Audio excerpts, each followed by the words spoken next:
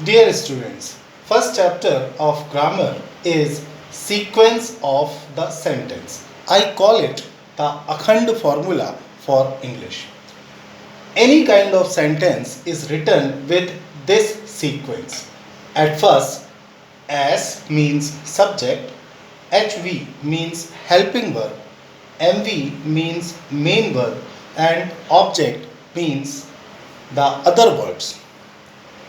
See, subject means the doer. Doer means karta.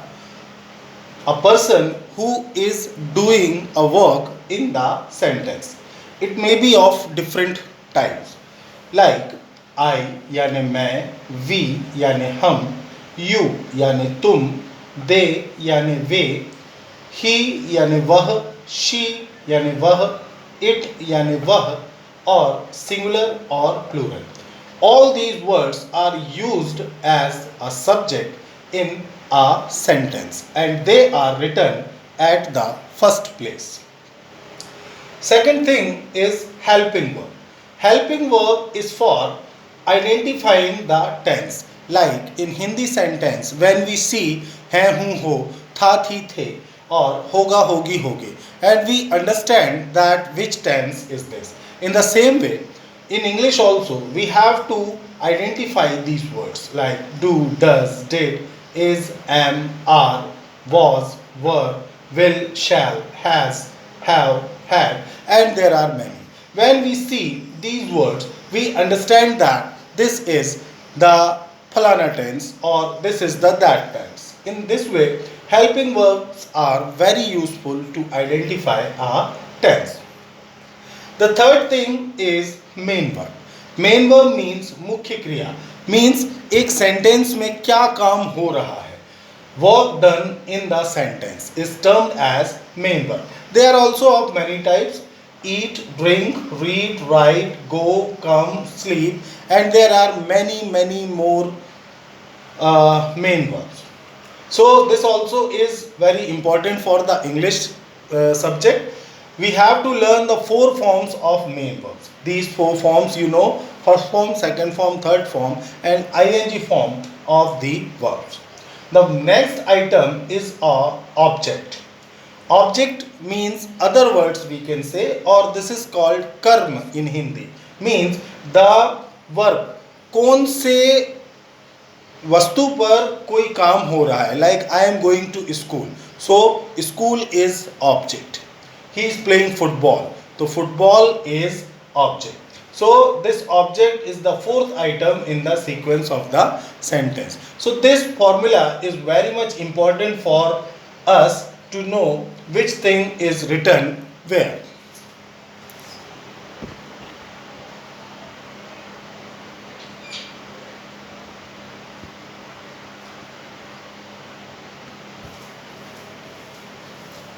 So you all have to learn this formula. This formula is very much important for making the translation.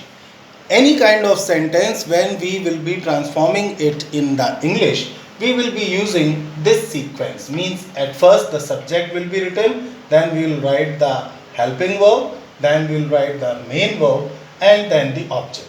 You have to learn all these subjects, means what are the meanings of these words. We will have to learn all the helping verbs, that in which sentence which helping verb is used, and we have to learn the forms of main verbs also, that in which sentence which helping verb is used.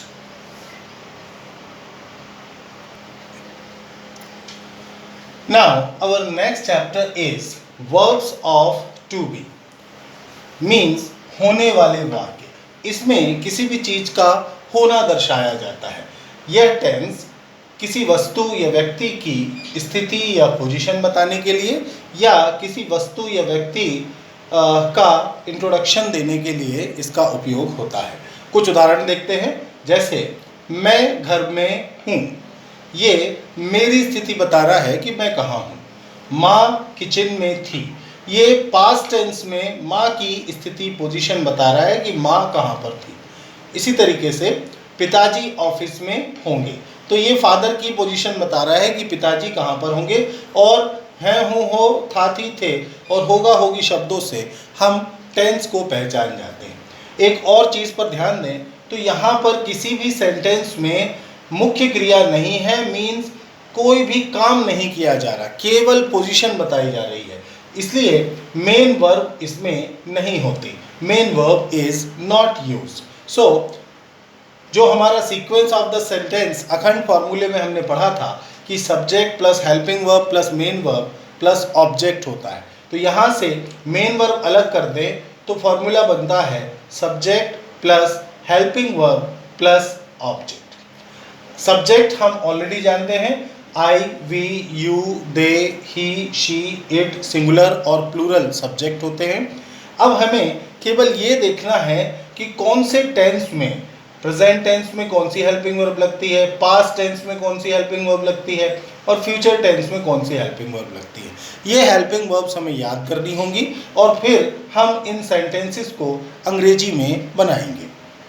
देखते हैं, सबसे पहले present tense में इसकी पहचान होती है, हूँ, हो। यदि किसी हिंदी सेंटेंस के लास्ट में है, हूँ, हो आए और पोजीशन या इंट्रोडक्शन दिया जाए तो उन्हें वर्ब्स ऑफ टू बी के रूल्स से बनाया जाता है। देखते हैं, प्रेजेंट टेंस में हेल्पिंग वर्ब होती है इज, एम और आर। इज लगता है ही, शी, इट और सिंगुलर के साथ, एम केवल और केवल आई के साथ, आर लगता है यू, वी, दे और प्लूरल्स के साथ। इसी तरह से पास्ट टेंस में इंडिकेशन होती है था, थी, थे। हेल्पिंग वर्ब्स वॉज और वर का यूज होता है। वॉज लगता है आई, ही, शी, इट और सिंगुलर के साथ, और वर लगता है यू, वी, दे और प्लूरल्स के साथ।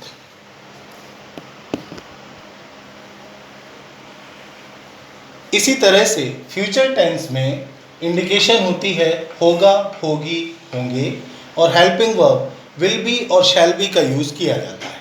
शैल बी आई और वी के साथ प्रयोग होता है और बाकी सभी helping verbs you, we, they, he, she, it, singular, plural सभी के साथ विल बी का यूज होता है।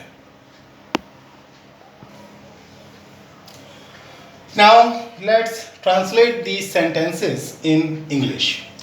मैं घर में हूँ, मैं के लिए आई, और प्रेजेंट टेंस का सेंटेंस है, हूँ लग रहा है, तो प्रेजेंट टेंस में हेल्पिंग वर्ब्स होती हैं इज, एम, आर। आई के साथ एम का यूज किया जाता है तो आई एम, और घर में के लिए इन द होम। तो इस तरीके से मैं घर में हूँ के लिए आई एम इन द होम। आपको इन सेंटेंसेस में हेल्पिंग वर्ब्स का बहुत अच्छा उपयोग सीखना है। दूसरा सेंटेंस था माँ किचन में थी। सब्जेक्ट है माँ, मीन्स मदर। अब माँ जो कि सिंगुलर है तो सिंगुलर के साथ पास्ट टेंस में, ये थी पास्ट टेंस है तो सिंगुलर में पास्ट टेंस के साथ वॉज का यूज किया जाता है, तो यहाँ मदर के साथ वॉज का यूज होगा और सेंटेंस बनेगा मदर वॉज किचन में के लिए इन द किचन, तो mother was in the kitchen. इसी तरीके से तीसरा सेंटेंस पिताजी ऑफिस में होंगे। होंगे से पता चलता है कि फ्यूचर टेंस का सेंटेंस है, तो फ्यूचर टेंस की हेल्पिंग वर्ब विल बी और शैल बी। हम देखेंगे कि यहाँ पर सब्जेक्ट है फादर और हेल्पिंग वर्ब्स में शैल बी लगता है आई और वी के साथ, तो यहाँ फादर के साथ विल बी का यूज होगा, तो सेंटेंस बनेगा father will be in the office.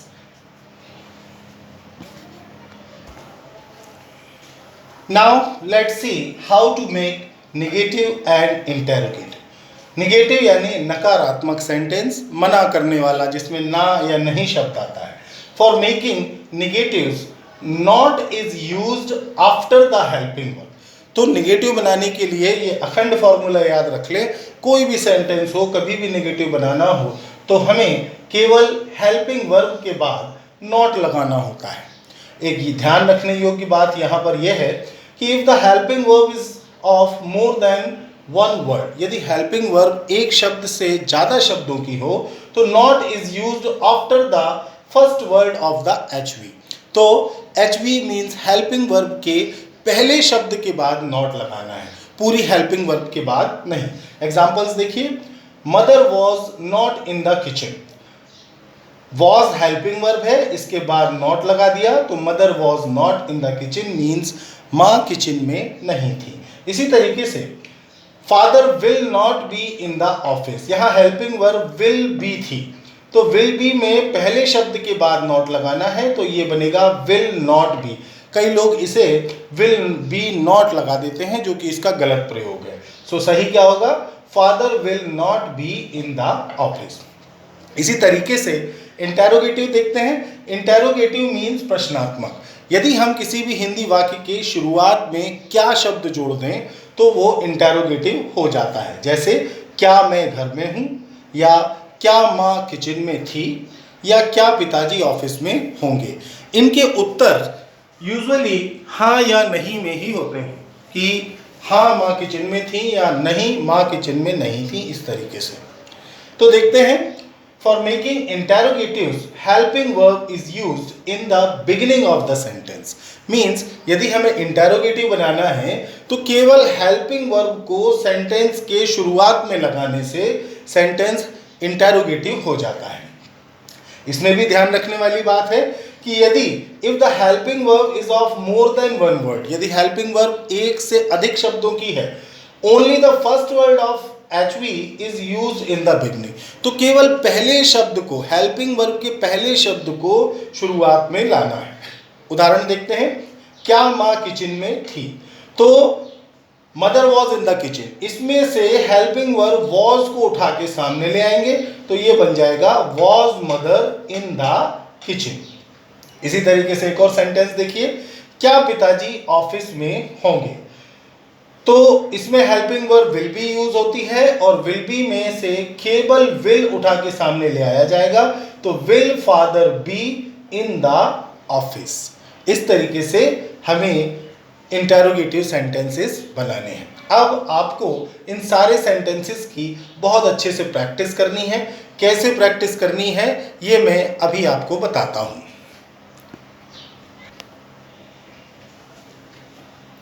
So guys, now you have to learn all these formulas and the rules, and you have to make sentences.